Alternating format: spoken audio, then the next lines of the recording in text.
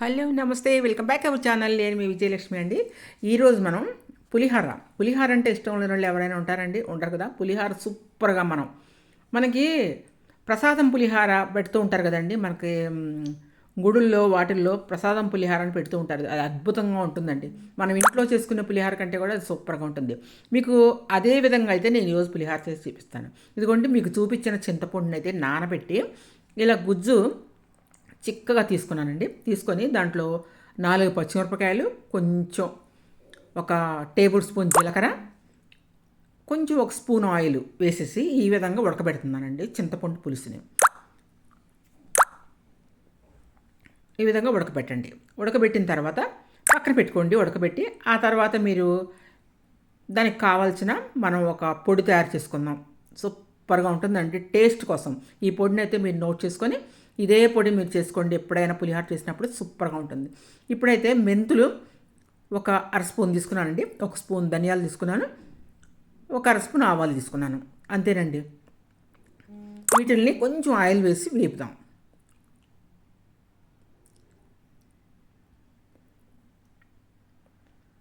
కొంచెం ఆయిల్ వేసి ఆవాలు చిట్టపట అనే వరకు కూడా మనం వేపుదామండి.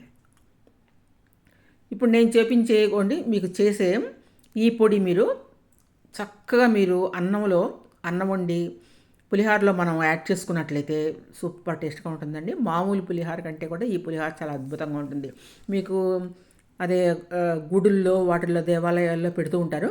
మీకు అదే టేస్ట్ అయితే ఇక్కడ వస్తుందండి. నేను అలాగే చేస్తున్నాను. ఎవరైనా మీరు దేవుడికి నైవేద్యం అలా పెట్టుకోవాలనుకుంటే మాత్రం ఈ విధంగా అయితే చేసుకోండి. సూపర్ టేస్ట్గా అయితే ఉంటుంది. అందరూ ఇష్టంగా కూడా తింటారు, పిల్లలు పెద్దలు అందరూ. ఇప్పుడైతే మీరు ఈ విధంగా ఆవాలు చిట్టపట్టు అన్న తరువాత ఎండుమిరపకాయలు ఒక 5 తీసుకొని ఈ విధంగా వేయించండి. మనం కారం కోసం అనమాట. మనకు కొంచెం కారంగా ఉంటే చాలా బాగుంటుంది. అందుకని మీరు ఈ విధంగా ఎండుమిరపకాయలు, లాస్ట్లో అయితే ఒక టేబుల్ స్పూన్ నువ్వులు కూడా వేసుకోండి. నేనైతే ఒక గ్లాస్ రైస్ తీసుకున్నాను. దాంట్లోకి ఈ మెజర్మెంట్స్ అండి. ఈ విధంగా ఎండుమిరపకాయలు వేగిన తర్వాత నువ్వులు ఒక టేబుల్ స్పూన్ వేసుకోండి. లాస్ట్లో వేసుకోండి. స్టవ్ తీసేసి నువ్వులు అయితే యాడ్ చేసుకున్నట్లయితే నువ్వులు మీకు మాడకుండా ఉంటాయి. లేకపోతే నువ్వులు మాడిపోతాయి. కాబట్టి నువ్వులు ఎప్పుడు కూడా మాడిపోకూడదండి. ఈ విధంగా వేయించేసి మీరు దీన్ని పొడి చేసి పక్కన పెట్టుకోండి. ఈ పొడిని మనం రైస్లో యాడ్ చేద్దాం అనమాట. అంతేనండి. దాంట్లోకి అయితే పులిహారలోకి మనం పొడి తయారు చేసుకున్నాం. ఇదిగోండి రైస్, ఒక గ్లాస్ రైస్ తీసుకొని చక్కగా కొంచెం పొలుగ్గా, మరీ చివడ కొట్టకుండా అండి వండుకున్నాను అనమాట. ఈ విధంగా వండుకొని ఒక గిన్నెలు తీసి ఆరపెట్టుకున్నాను. మరీ చల్లారవలసిన అవసరం లేదండి. కొంచెం గోరువెచ్చలుగా ఉన్నా పర్వాలేదు ఆ రైస్. ఈ విధంగా అయితే తీసుకోండి. చూసారు కదా, అన్నం పొడి పొడిలాడుతూ ఉంది. ఇప్పుడైతే ఒక కళాయి తీసుకోండి. ఆ కళాయిలో ఒక 3 టేబుల్ స్పూన్ వరకు ఆయిల్ వేసుకోండి. ఆయిల్ మీరు ఎక్కువ వేసుకోవద్దండి, వేసుకోవాల్సిన అవసరం లేదు. ఇప్పుడు దాంట్లో ఎండుమిరపకాయలు తాలింపు పెట్టుకుంటున్నాం అనమాట. మనం పులిహార తాలింపు. మినప్పప్పు ఒక స్పూను, శనగపప్పు ఒక స్పూను. మనకి పులిహారలో కంపల్సరీ ఇవి పప్పులు ఉండాలండి, బాగుంటుంది. కొంచెం జీలకర్ర, ఒక 5 మిరియాలు, ఒక గ్లాస్ బియ్యానికి అనమాట ఇదంతా. ఇదిగోండి ఒక అర స్పూను ఆవాలు.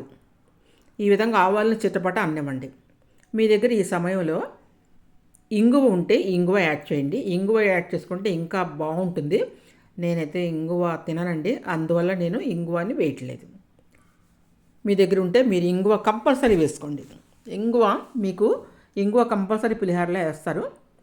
జీడిపప్పులు ఒక 5-6 వరకు, మీరు ఎన్ని జీడిపప్పులు వేసుకోవాలంటే అన్ని జీడిపప్పుల వరకు వేసుకోండి. కరివేపాకు కూడా వేసుకోండి. కరివేపాకు ఒక రెమ్మని 2 ముక్కలు చేసి వేయండి. లేకపోతే కరివేపాకుని తీసి పక్కన పెట్టేస్తారు మనోళ్ళు.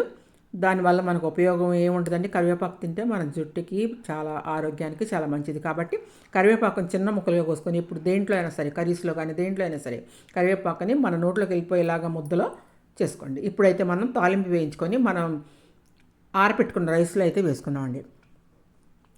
ఈ విధంగా ఇప్పుడైతే మనం ఉడకబెట్టుకున్న చింతపండు పులుసు చెప్పాను కదా ఏం వేయాలి అనేది నోట్ చేసుకోండి. ఇప్పుడైతే మీరు అన్నం కలుపుకోండి. ఎంత పులుసు కావాలి, ఒకవేళ పులుపు చాలలేదంటే ఇంకొంచెం వేసుకోండి. అలా అన్నమాట. మనం చూసుకుంటూ కలుపుకోవటమేనండి. దానికి ఒక మెజర్మెంట్ అంటే ఏమి ఉండదు. ఇలా బాగా మెతుకు కలవాలండి. చింతపండు పులుసు కానీ మనం అన్నీ అక్కడక్కడ తెల్లగా మెతుకులు అయితే ఉండకూడదు. ఒక 5 నిమిషాలు టైం తీసుకొని కలిపుట్లోనే మీకు టేస్ట్ ఉంటుంది. ఈ విధంగా 5 మినిట్స్ టైం తీసుకొని వైట్ రైస్ లేకుండా మెతుకు కూడా మీకు పులుసు పట్టుకునేలాగా మనం దీంట్లో సాల్ట్ కూడా వేసేసామండి. ఆల్రెడీ ఒక టేబుల్ స్పూన్ సాల్ట్ వేసేసాను నేను ఇందులో చింతపండు పులుసులో. కాబట్టి మీరు కూడా చింతపండు పులుసులోనే సాల్ట్ వేసుకోండి. ఇప్పుడు మనం చేసి పెట్టుకున్న ఇదిగోండి పౌడర్, ఆ పౌడర్ కూడా వేసి యాడ్ చేసుకోండి. ఇలా బాగా కలుపుకోండి. 5 నిమిషాల వరకు కూడా మీరు దీన్ని నిదానంగా కూర్చొని చక్కగా ఒక్కొక్క మెతుకు దానికి పట్టేలాగా కలుపుకున్నారంటే అద్దిరిపోయే పులిహార రెడీ అయిపోయిందండి. సూపర్ టేస్ట్గా అయితే ఉంటుంది ఇది. మీకైతే మీకు గుడుల్లో వాటిల్లో పెట్టేది మాత్రం మీకు పులిహార ఇలాగే ఉంటుందండి. వాళ్ళు ఇలాగే తయారు చేస్తారు. ఎంతోమంది తింటారు. టేస్ట్ బాగా ఉండాలని చెప్పి వాళ్ళు అలా తయారు చేస్తారు.